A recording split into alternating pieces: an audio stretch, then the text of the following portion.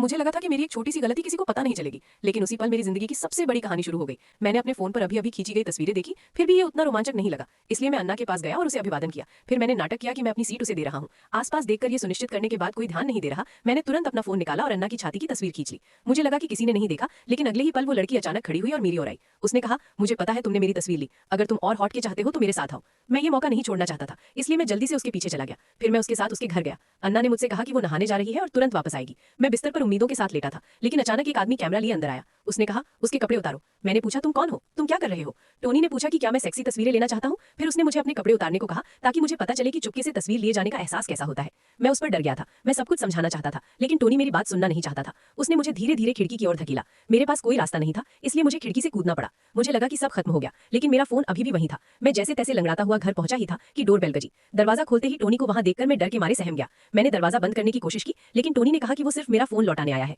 सच न जानते हुए मेरी मां ने टोनी को अपने जन्मदिन की पार्टी में गर्मजोशी से आमंत्रित किया। मैंने उसे रोकने की बहुत कोशिश की, लेकिन टोनी पहले ही घर में घुस चुका था। खाने की मेज पर मैंने फुसफुसाकर पूछा कि वो असल में चाहता क्या है।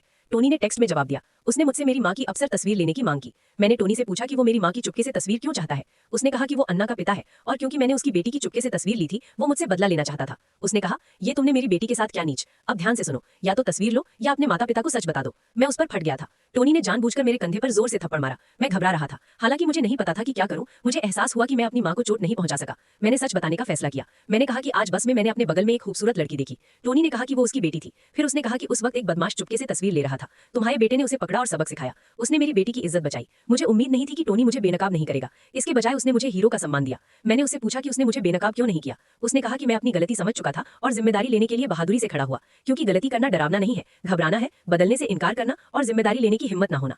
माँ पापा हमारी ताकत है, अगर मानते हो तो लाइक एंड सब्सक्राइब जरूर करें।